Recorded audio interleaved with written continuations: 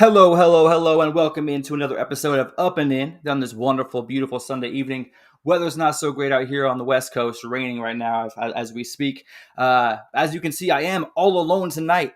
So what that means is that I'm going to be going off the top of the dome, nobody to talk to, nobody to run with. So if you guys have anything you want to add in the chat, please throw it in for me. Again, my name is Alex EyeBlack Elmore. I appreciate you guys tuning in on this Sunday evening. This episode is going to be short, sweet, quick, and to the point. Hopefully get you out of here after about a half an hour or so, have some good content, go over some injuries, go over the standings, and also we're going to go run down my list for the best three leadoff hitters currently in the game right now. The list may be self-explanatory to some, but I'm going to go ahead and put a little twist on it for you. So hopefully everyone's having a wonderful Sunday evening. Please throw in the chat how you guys are doing tonight. I really appreciate it. Let me go ahead and get up my side. We're going to get started right away. We're not going to dilly-dally around.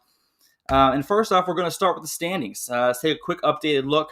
What I can let you know with the standings and how they've been. Let me switch this around for us here.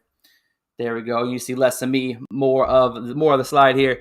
So I actually have not had to change this particular order of the league leaders in over 3 weeks. They've kind of been holding steady. The Mariners held on to the West. The Astros were closing last week, but the Mariners were able to take 3 of 4 from them this week, and they were able to extend their lead. Currently 4 games over the Rangers, with the Houston Astros 6.5 back. In the AL Central, we got the Guardians. They've kind of been there the whole season, besides a little hiccup in the start of the season when the Twins had the lead. The Guardians have gone 8-2 over their last 10, 20-6 at home. Even without their star pitcher, Shane Bieber, this team is still, that train is rolling. Scored 296 runs on the season. They just are one of the best offenses in the league. Jose Ramirez is starting to catch on fire. Next week, when Hack is back, we're going to go ahead and jump in, and we're going to talk a little bit about his quote where he claims to be better than Barry Bonds. Is that the case? You know what? We're going to have to deep dive into it next week, really take a close look at the numbers, and the answer may surprise you. Then, of course, we got the New York Yankees. They've been leading the way since, was it May 13th when they took over? And ever since then, they've kind of been on fire. 8-2 over the last 10. They've won their last 4 games. They've scored 105 runs more than the opposition. They've really kind of cemented the lead in the East. But the Orioles, only 2 games back as we speak. They are also 8-2 over their last 10. Winners of their last 3. They're really kind of right there, as the Red Sox, Rays, and Blue Jays are all over double digits back from the Yankees. I appreciate everybody kind of tuning in this Sunday evening. My name is EyeBlack. I am kind of all solo tonight, so we're going to have a quick episode. We're going to jump over to the NL side of things. The Dodgers, who've kind of been in the lead since the front, of course, since the beginning of the season. Obviously, they were the front runners at the start of the season. I don't know why that would change now. Now, one thing, though, against teams over 500, they are under 500. So we got to keep an eye on that. As the season goes on, the strength of schedule continues to grow. Let's see how they kind of hold on, especially as injuries kind of nip at their coattails. But like I said, they're 4-6 over the last 10. Not a great showing so far this week, and starting into June, they're hoping to kind of turn that around. Still outscoring their opponents by 82 runs. Really, they'd be in trouble if the Padres and Giants could just put some sort of winning streak together. The Giants were looking good, 7-3 over the last 10. Of course, dropping the last 2 to the Yankees. They are 7.5 back, and the Padres sit at just under 6 games behind the Dodgers. Next up, we got the Brewers. They're sitting first place in the NL Central, ahead of the Cubs, who are 6.5 games back. The Brewers, who have been on an offensive tear lately, scored just under 300 runs for second best in the league right now. 7-3 over their last 10. And like I said, the Cubs 6.5 back. The Cardinals have a charging from the back of the pack to take third place, only 7 games behind the Brewers. And to round it up, the Phillies, who are the best team in baseball right now, 41-18 as their record. 7.5 game lead over the Braves. This was a situation the Braves were in last season, kind of running away with the East. We'll see if the Braves can kind of put something together. They're 4-6 over the last 10. They lost yesterday. They're not really, especially with Acuna out, not a lot of bright spots coming for the Braves, but they are in a pretty weak division, so hopefully they're able to kind of hold on and at least get that wild card spot. Again, we're not even halfway through the season, folks. A long way to go, so I'm not jumping to conclusions. But we're going to continue on. Like I said, we went over the standings here. Next up, we're just going to go over a couple numbers, league leaders, some things that have surprised me. I'm going to go ahead and make this guy a little bigger for you guys. All right, perfect. So, of course, the home run leader, Aaron Judge, he was second 2 weeks ago when we last had the episode. He's had hit 8 home runs since, leading off, or not leading off, but 2 first-inning home runs against the Giants at Oracle Park this week in the series against the Giants in San Francisco. Kyle Tucker, he's also been on a tear as of late with 19 home runs. Gunnar Henderson, who was leading the league 2 weeks ago, has dropped a couple spots with 18 home runs. Still nothing to shy about. As far as the average goes, we got Shohei Ohtani still holding strong at the 326 batting average. Last night when I actually updated this, it was actually Mookie Betts who was leading the league at 326, but he did not have the greatest of days. He's down to 319, number 4 in the league right now. Jurickson Profar took those Will Smith comments about him being a nobody. He took those to heart. He's been absolutely tearing it up lately, batting 325, good for second best in the league. And then we got Willie Contreras. He's kind of been on that in that top 3 the entire season, jumping around in one of those top 3 spots. He's batting 322, one of the really nice bright spots for that Brewers offense that we were just talking about. Jose Ramirez, the man who claims to be the best player to ever play baseball. Jose Ramirez, like I said, 57 RBIs. He's been on a tear lately. Marcell Ozuna still holding strong, been the one real bright spot for the Braves. And then we got Juan Soto, who is hitting in the 2-hole right now for the Yankees, still able to contribute with the back end of the Yankees lineup really producing at a high end. And then, of course, in the ERA category, we do have a little bit of a switch up. Ranger Suarez is leading the league right now with a 1.7 ERA. We'll talk about him here in a little bit later. And then a name that I'm not surprised is on this list, Mr. Seth Lugo, probably one of the better pitchers in the league that you have not heard of. He came into this season as a number 3 starter for the Kansas City Royals and is really showing up with that number 1 starter stuff. I had him in my top 5 power rankings as a pitcher, and he's still going to stay there as far as I'm concerned, especially if he keeps having quality starts with 10 this season, folks. 10 quality starts with Seth Lugo. Then we got Reynaldo Lopez, kind of really taking over, trying to be that bright spot for the starting rotation for the Braves. Obviously, with Chris Sale having a rough outing. What was it? His last outing was yesterday, 2 days ago. And then Tyler Glasnow still leading the ways in strikeouts, and Jack Flaherty dropping a spot to 3rd on the list. Whew! All right, we've got a lot of stats to talk about. I appreciate everybody kind of hanging in. Hope everybody's having a wonderful Sunday evening. What do we got next for us here? All right, yes, Angel Hernandez. We all know that he has retired. This is not new news. This is just something that I wanted to take a chance to kind of address since we did not have an episode last week where we were celebrating the holiday. But yeah, Angel Hernandez, he began umpiring in 1991, for those of you that do not know. He has not umpired a game since May 9th of this season, and a lot of rumors are saying that he was kind of forced out of the league. It was said through his agent that he was not forced out, just he was becoming more of a distraction than he was a benefit to the game, and they ultimately did kind of do a buyout situation, and he also agreed that he wanted to spend more time with his family. And as you can see, all the pictures here of memorable moments, from getting hugged by players to Kyle Schwarber explaining the strike zone to him, Ron Washington getting in his face. This guy always seemed to be the center of attention, and never in a good way. He was a constant source of controversy, from his large and inconsistent strike zone to his quick trigger finger with ejections, and even suing Major League Baseball in 2017. This is the kind of news that really unites all of Major League Baseball fans. No one really liked when he was umpiring games. Pitchers would groan, players would complain. I would definitely complain anytime he was umping a Giants game. I think this is a retirement that no one is upset to see. So don't let the door hit you or the good Lord split you. All right. I didn't want to take too much time with Angel Hernandez, but I did want to give him a little bit of recognition. He's kind of been the enemy of the state for Major League Baseball for a few years now, and it's good to see him finally out of the league. We're going to go ahead and touch on a couple injuries here that just kind of crossed the league, especially this week. Obviously, everyone knows about the main injury, Ronald Acuna Jr. Just a quick update on him. He will receive surgery on Tuesday to repair his torn ACL. His spirits are up, and he's hoping that he can return to his MVP caliber season as soon as he gets back and win another MVP next season with the Braves. Ranger Suarez, a guy who's leading the league in ERA. We just talked about him a couple minutes ago. He was struck by a line drive on Saturday in his throwing hand in the second inning. He was able to recover, field the ball, make the play. He was able to make the out and the inning. When the inning was over, he kind of went back into the dugout and went down the alleyway there, got checked out, was taken out of the game as he was claimed to have a contusion on his pitching hand. His x-rays were negative, but they are seeking a second opinion, so hopefully that won't hinder him too much. And then the Padres, who are really kind of making some big moves, with the signing of Luis Arraez. Yu Darvish, kind of one of their bright spots, he was going for the record for longest scoreless streak in starts. He is out for, like I said, he's on the 15-day injured list with a left groin strain.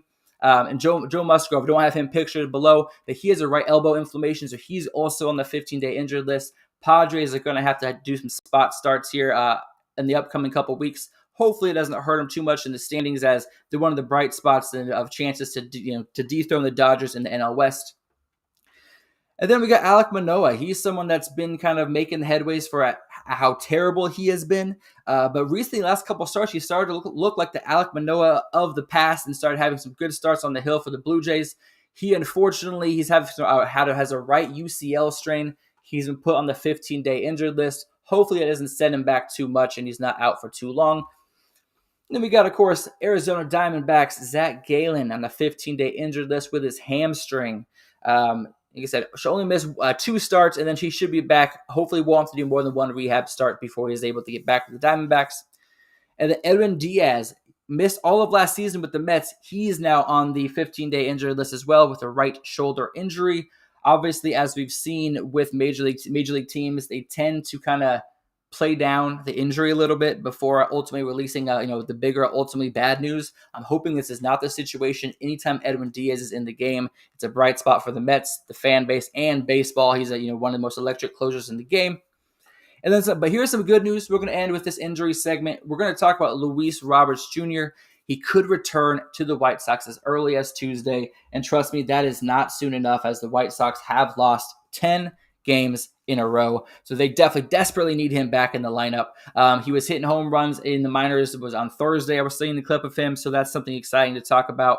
But seeing him back on Tuesday, hopefully the White Sox can start to put a run together and actually, maybe compete for something besides the worst team in baseball. All right. Here we are. Thank you so much. So from this point, we're going to go ahead. We're going to jump into my leadoff hitters list. These are the top 3 best leadoff hitters of right now in baseball. Not like overall, like all of Major League Baseball, but this is just for this season. We're going to start with my number 3. I jumped way ahead, y'all. I'm so sorry. I forgot about the big news with the Mets retiring Darryl Strawberry's number. Let's get these images up here. We got Darryl Strawberry. They retired his number 18 for the Mets. He played 8 seasons with the Mets, going to 7 All-Star games. As you can see in the upper right-hand corner, they did paint the New York Mets' famous apple into a strawberry in honor of Darryl Strawberry. He was part of the 1986 World Series Mets, had his number retired. At the ceremony, he had to give a 16-minute-long speech apologizing for ever leaving the organization, saying that it was where he felt closest to his family and he felt most at home. Like I said, 7 All-Star game appearances with the Mets, career .259 batting average, 335 home runs, exactly on the nose, 1,000 RBIs, and 221 steals over his 21 season career. Obviously, one thing about Darryl Strawberry is a lot of people kind of remember him for the end of his career, where he was kind of plagued with injury his last 2 seasons with the Yankees, the Giants, and so forth. So he really kind of didn't get to go out on top the way he had ultimately planned. But like I said, I think this is awesome. The Mets retired his number. He was a huge part of that 1986 World Series team. And they're going to be also retiring Gooden's 19, I believe was his number. Later on in the season, he'll have his own game, his own ceremony. So we're going to talk about that as well when that time comes. All right. Now now I can put this away. Now this is where we're going to talk about in my opinion, the top 3 leadoff hitters in baseball in 2024. I did actually post something on Wire to Wire page earlier to have a little discussion beforehand to kind of, amp up what the show is going to be about tonight. We're going to start at number 3. I'm going to give you the top 3 and an honorable mention. But we're going to start with, without further ado, we're going to jump into our number 3 on the list. Whoop, whoop, whoop, whoop, whoop. Add some special effects noises while it's loading. All right, that's Mr. Jose Altuve. Astros, 3rd in the division. Not where the Astros fans thought they would be. They thought they were going to run away with the division, kind of like they had last decade. But this season, he's honestly been kind of one of the constants for this team, who started the season last in the West, is now only 6.5 games back of that top spot. He's batting .290, hitting 9 home runs, and he scored 34 runs. This guy has been a constant for this team for the last 13 years. He's one of the most consistent hitters in the game. And on this list, out of the 3 guys on this list, I think he is one of the true leadoff hitters as far as I'm concerned. But what means you're a leadoff hitter? Someone who gets on base, not necessarily a lot of power, someone with a lot of speed and great eyesight, so they can know when to take pitches, earn their way on base. And honestly, he's done that for the Astros, and he's done it for years. And I don't see that coming to a close anytime soon. And then number 2 on my list is someone who was just traded from the Miami Marlins to the San Diego Padres. It's still loading. Without further ado, that's Mr. Luis Arraez a couple times this season. He's batting .340 on the season with an on-base percentage of .395. Here's the crazy thing, folks. Since being traded to the Padres, he's batted .391. Since being traded to the Padres, he's batted .391. On the Marlins, he was batting .299. Talk about being happy where you're at, making a difference. Obviously, the Marlins, last place in the East, really no sight of anything bright happening for them this season. They traded their best player to the Padres in a move that's ultimately signaling that they're waving their white flag on the season. And the Padres absolutely swooped him up. They have him playing out of position, mostly playing first base. But honestly, he's killing it over there, picking up fast. He's not picking up like Bryce Harper is, but hey, he's making it work as a second baseman. It's an easier transition. And like I said, he's happy, batting .391. He's got on-base percentage of over .450 since joining the team. And like I said, think about this, guys. He's also one of the most consistent hitters in baseball. In his career, his lowest on-base percentage was .357. In the lowest batting average, he's only batted under .300 twice in his 11-year career. There's honestly no argument this guy's top 3 leadoff hitters in baseball, and it remains this season. When he was with the Marlins, he would not have been on this list, but since the Padres, it's a new resurgence. It's a happy Luis, and I'm happy to see it. So Luis Arraez is number 2 on our list. And we're going to wrap it up with the number 1, and everyone on the list is honestly kind of saying this name already. And that's Mr. Mookie Betts. What is not the guy? He's got one of the purest swings in the game. He gets on for average on-base percentage. He has power. Like I said, starting the season, he led the league in home runs, RBIs, and average. That's just a sample size of what this guy is capable of doing. Like I said, Mookie Betts has been one of the best leadoff hitters in the game for years now. Traditionally, if I had my perfect lineup, Mookie would be more of a 2 or a 3 hitter. But like I said, he's making it work at that leadoff spot. Like I said, number 4 in average this season. He's also out of the players on my list, he also has scored the most runs. And like I said, he has scored 42 runs this season. And that kind of brings me to my honorable mention. And that's Mr. Kyle Schwarber. I was debating putting him number 3 on my list over Altuve just because of the straight ability that he has on the Phillies winning, especially with the fact that the Phillies have a stereotypical leadoff hitter like Trey Turner, and he's batting that 2-hole. And the fact that Kyle Schwarber is, like I said, he's not an on-base percentage guy. He's batting, .219 this season. But here's a funny stat for you. He hit a leadoff home run in 11 games last season. Phillies were 8-3 in those games. And also, he's tied for 3rd in the league right now with the runs scored at 44, only behind Bobby Witt Jr. and Willie Contreras for runs scored this season, which shows that even though he's not the stereotypical fast singles, doubles type of guy, he's able to get on base, score runs. When he is getting on base, it's a high success rate. Something that's really nice to see, and probably one of the reasons why Philadelphia is having such a great season this year and a great start. Whew, man, I went through this stuff way faster than I thought I would. Anybody have any questions in the chat? You please throw them in. I appreciate you guys again kind of hanging out with us. Let me go ahead and get this guy out of here. All right. There we go. Anyway, I appreciate everybody kind of hanging out with me tonight. I told y'all it would be a super quick, fast episode, and I was not lying to you. We're only 20 minutes in, and I've kind of wrapped up the week. Honestly, this kind of week has been an uneventful week as far as I'm concerned. As a last-minute kind of note, though, Mr. Blake Snell was removed from the Giants game today in the second inning with an apparent leg injury, so he will be kind of checked out again further this week. But he has not looked like the Blake Snell of the past. He definitely does not look like he's worth $30 million. So we'll see kind of how that goes. But hey, man, as I said, that was quick, easy, beautiful. I appreciate everybody kind of hanging out this week. And comment anything you have, any questions, comments, concerns. Next week, we'll be back to our normal hour-long episode when we have Mr. Hackney back in the booth with me. And I appreciate everybody having a great rest of their weekend, and we'll see y'all next week. Peace.